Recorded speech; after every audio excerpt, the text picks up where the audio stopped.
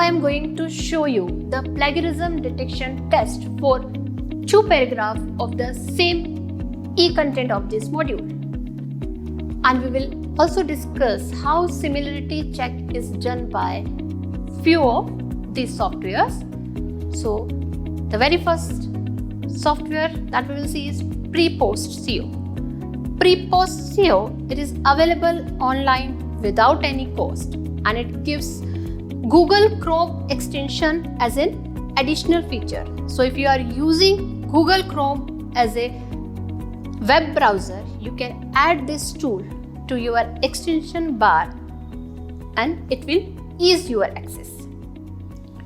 It has word limit of 1000 words per search, and we can paste the text in the box, or we can upload the file in text, docs file, or in the form of a PDF file, and it is suitable to understand the process of plagiarism detection, but it is not suitable for thesis, dissertation, articles, or any other type of content.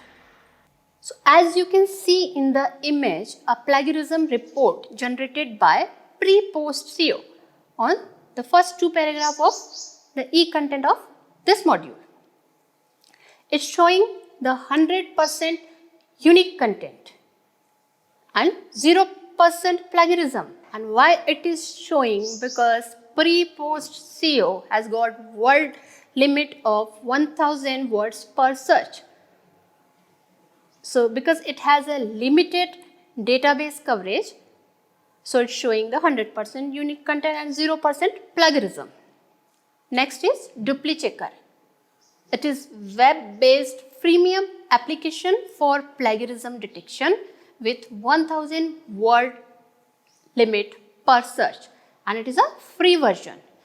It's very easy to handle and it is suitable for small write-ups. We can upload doc file, text file in this plagiarism detecting software. So as the report of DupliChecker says that there is 0% plagiarism and 100%, the content is 100% unique. Why it is showing? Because the database coverage is very limited, and even it has 1000 words limitation per search. So that's why the plagiarism report is like this. Now let's see one of the very widely worldwide used plagiarism detection software, Turnitin. Turnitin, it has a very broad coverage of database, and this is the fastest service provided by the software, and along with the plagiarism detection, it also detects the spelling mistakes and suggests you the correct spelling. And subscription is mandatory for Turnitin. And let me tell you, subscription, it does not give you the individual subscription. So it gives you the institutional subscription. So you can just paste your text in the box, or you can upload your file in text file, doc file, in PDF format, and the report includes in the form of various color highlighting for plagiarism content. So as you can see in this image, the degree of plagiarism, it is denoted by using different colors in the form of percentage. You can see blue color, there will be no matching of words. Green color shows 24% similarity index. Yellow color shows 25 to 49% similarity, and orange color, it shows 50 to 74% similarity, and red color shows 75% to 100% similarity. So this is how the Turnitin will give you the plagiarism report.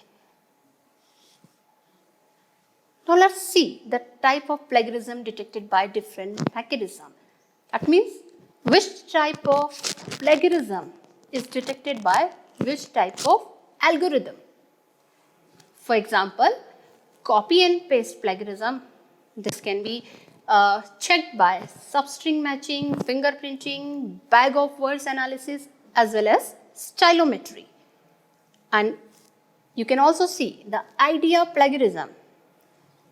This is the only type of plagiarism which can only be checked by citation-based plagiarism detection.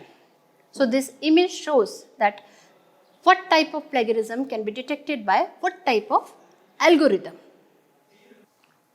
So dear learners, in this module we have discussed the introduction to plagiarism detection softwares, what are different mechanisms which are used by different softwares for the detection of plagiarisms, and factors affecting popularity of these softwares by the users.